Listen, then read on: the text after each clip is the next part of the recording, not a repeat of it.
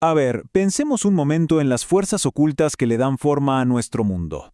Sí, desde una simple gota de agua hasta un bloque de hielo, todo, absolutamente todo, está gobernado por una especie de pegamento invisible que une la materia. Bueno, pues hoy vamos a desvelar todos sus secretos.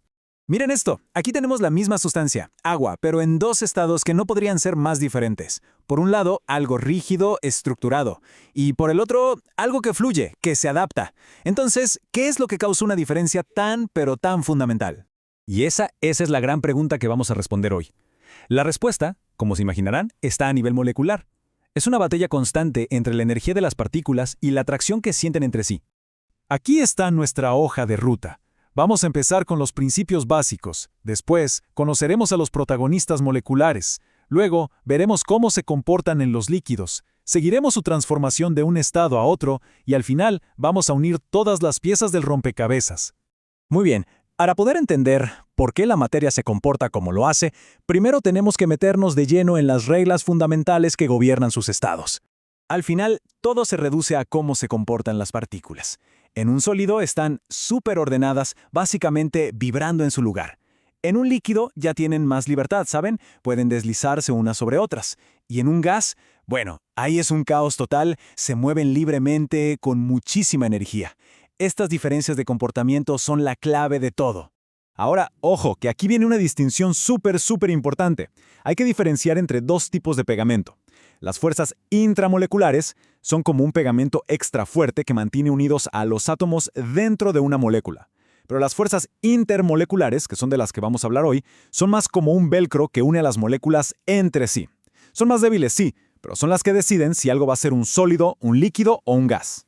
Y esta imagen lo ilustra a la perfección. La línea continua, la fuerte, es ese enlace interno, el pegamento.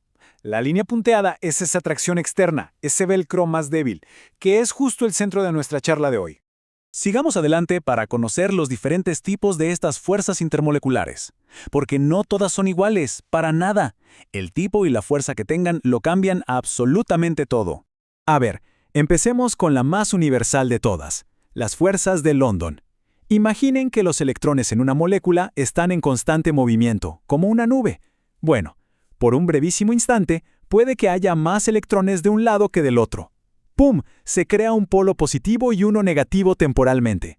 Y esa pequeña carga momentánea puede atraer a otra molécula que esté cerca. Ahora, lo que es realmente fascinante de esto es que, como se ve en la imagen, el efecto es contagioso. Un dipolo instantáneo provoca un dipolo en la molécula de al lado, y esa, a su vez, en la siguiente. Es como una reacción en cadena de atracciones que, aunque son débiles individualmente, en conjunto son muy significativas. Ahora subamos de nivel. Cuando las moléculas ya tienen polos positivos y negativos de forma permanente, se atraen en lo que llamamos una interacción dipolo-dipolo. Y luego tenemos a los pesos pesados de las fuerzas intermoleculares, los puentes de hidrógeno. Son una versión súper potente de esa atracción dipolo-dipolo, tan especiales que hasta se ganaron su propio nombre. Este diagrama es básicamente una herramienta para tomar decisiones. Por ejemplo, pensemos en el agua, H2O. Nos preguntamos, ¿hay moléculas polares? Sí. ¿Hay átomos de hidrógeno unidos directamente a nitrógeno, oxígeno o flúor? Claro, el hidrógeno está unido al oxígeno. Si seguimos las flechitas, llegamos a la conclusión de que la fuerza dominante son los puentes de hidrógeno. Es una forma súper útil y sistemática de identificar la fuerza principal. Bueno, ya que conocemos a los jugadores, o sea, a las fuerzas, veamos cómo se traduce todo esto en el comportamiento de los líquidos, en cosas que podemos ver y medir todos los días. Esta imagen lo resume perfectamente. Hay dos fuerzas compitiendo. La cohesión, que es la atracción de las moléculas de líquido entre ellas mismas, y la adhesión, que es la atracción que sienten hacia la superficie que las contiene. Dicho de otra forma, para que quede súper claro, la cohesión es esa fuerza que hace que las gotas de agua sean redonditas, porque las moléculas se abrazan fuerte entre ellas. En cambio, la adhesión es la que hace que esa misma gota se pegue a una hoja o a un vidrio. Y aquí vemos el resultado en acción.